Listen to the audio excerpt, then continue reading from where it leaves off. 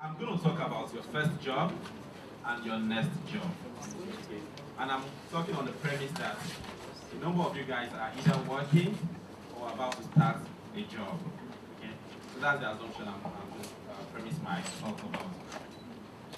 The outline, is quite simple. We have 10 slides we're going to go through very quickly. But one thing I would like you to understand at the beginning, and I would like to end with as well, is that you must realize that life is like a tabula rasa. Okay? It's a plain tablet. Okay? It's what you write on it that people will see. Okay? So you make your life the way you want it to be. Okay? There are times you are lucky, but I will tell you what luck is during the course of the presentation. The day you get a job, you must realize that there's going to be a day you will have to leave that job. Okay? That realization makes things very clear for you. Okay? The day you get a job, the day you are lucky to get a job, whether based on your qualifications or just by chance, you have to realize that I'm starting today, 1st January 2013. I'm going to leave this job on a particular day. When is that day? How am I going to leave? What's going to be my next job? What do I need to do to determine what my next job will be? Do I want to be a child of circumstance where you're not going to plan your life and you just, wherever the organization takes you or whatever opportunities take you, that's what you're going to grab? Or you want to plan? The best people are people that actually plan their exit. Okay? There could be circumstances and things may not work according to your plan, but at least you have a better chance of success if you could plan your exit from the very first day that you got your job. Okay? So while you are still enjoying, trying to think where you're going to spend, how you're going to spend your first salary, start planning how you're going to get a job. I'm going to talk about this with you for about a minute. When we talk about the next job, it does not necessarily mean you have to leave your job where you are. You are working for Lagos State government, you are working for Zenith Bank, Stanbic, IBTC, federal government. No, it doesn't mean you have to leave your job. You've been employed as a teller. It doesn't mean you have to go to Diamond Bank from Zenith Bank for you to go to the next job. Okay? It could be that, like Lloyd explained, you move from financial control to investment banking, to commercial banking, to corporate banking. Okay? It could be that you are working for an organization where you work as an analyst, you become a fund manager, you become a portfolio manager, you become a director, you become a CEO. You are leaving your jobs, you are leaving your roles. Okay? You have to be careful. I'll just mention this in passing, that it is said at times that when you leave an organization and you move to the next, and you move to the next, and you move to the next, there are some negative chances that you may not be able to get that, you may not be able to land that dream job when the opportunity comes. Because at interviews, employers will tell you, hey, young man, how come you left this job for this job, for this job, for this job in just 3 years? You've done 6 jobs. A rolling stone gathers no moss. Okay? A rolling stone gathers no moss.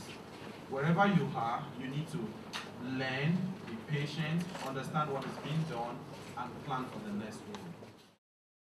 And I think one thing that's also very critical is your passion. What do you want to do? The fact that you've landed a job in the oil company may not be the end of the world for you, but what do you really want to do? What's your passion? What are you passionate about? What drives you? What is that when you do, you don't feel tired? Okay? Like Tokwe mentioned, there will be times that you will have challenges in life, and that is normal.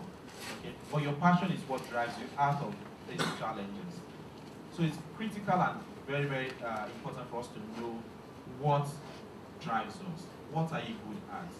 What is your passion? Discuss with your mentor and let him guide you. It's really, really important. What you're passionate about, you can make a success out of it. It may be your next job. What the job you have today may just be a temporary job for you to sustain yourself, but what normally allows you to be a success after defining your own success terms is really your passion. If you're in a job that you don't have a passion for, you are just wasting your time. And like I said, life is short, so try and do something that you are passionate about.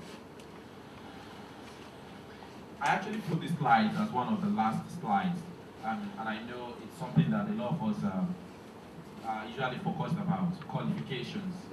Okay? You have someone who's BSc, MSc, MBA, FCA, FCS, CFA, PhD, you know, PMP, MRS. You can have all the qualifications you need, okay? But how do you get qualifications? Just read. Most of you are intelligent. You have the opportunity to write your exams to pass. But do you really need all these qualifications to achieve your goal in life?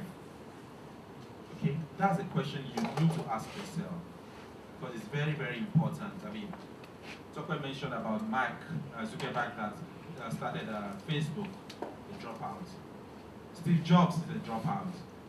Okay, Bill Gates, maybe the richest man in the world right now, apart from Muslim, I mean, was a dropout as well. Okay, Aliko Dangote has a first degree. Okay, I mean, Obasanjo, I'm not sure he went to invest maybe now.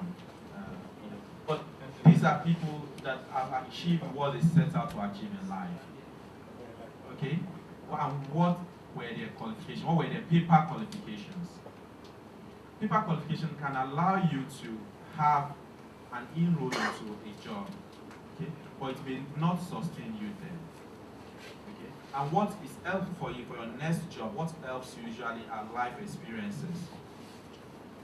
There are paper qualifications that's just the benchmark, but what will help you to succeed is actually your next, the kind of mentorship you've had, the kind of experiences you've had, and how you can change, or improve the next role.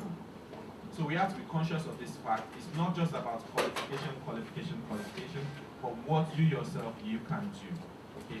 And luck is opportunity meeting preparedness. So if you are not prepared, if you don't have the experiences, you don't have the qualifications, and the opportunity comes there, you may not be able to tap into the opportunity. You talked about your first job and your next job. Everybody is always rushing for a first job, but not many people think about the next job. And why was that critical at this conference? Okay, thank you so much. I think it's important for new employees to actually realize that when they get into a job, that's not going to be their job for life, and they need to prepare for the next job. The next job can be the next role, it can be via promotion, and it can be a job outside of that particular organization. So it's always very, very important for new guys that just entered a job, got a job, to just realize they have to plan for the next job. And that is crucial because it's going to form the way they will behave. It's going to assist them in the way they will save. It's going to assist them in determining the kind of qualifications that they need to be able to get onto the new job. It's also going to help them in realizing the kind of attitudes that they need to adopt, the kind of styles they need to have, the kind of ways they need to dress, they need to talk, and the way they need to open themselves up for feedback, which is going to guide them so much in their careers.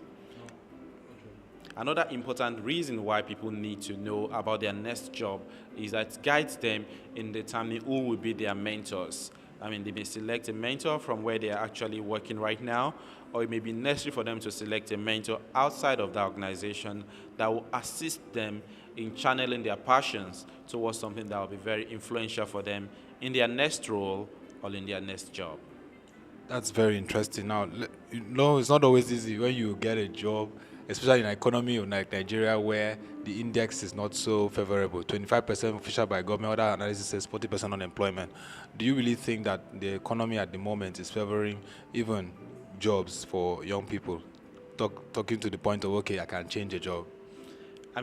Yes, it's a bit tough right now for the economy, and that is global, not just Nigeria. Jobs are not as plentiful as they used to be. But having said that, the jobs are still there, just either for those that are prepared or those that are well qualified or those that realize their potentials. It doesn't mean you have to apply for a job to be working. You can be self-employed. You can actually determine that there are some opportunities for you in the economy. No matter how bad the economy is, there will always be opportunities. So, graduates need to realize that there are always opportunities for them. It's whether they are ready, whether they are prepared, or whether they can see the potentials. That's really what the issues are.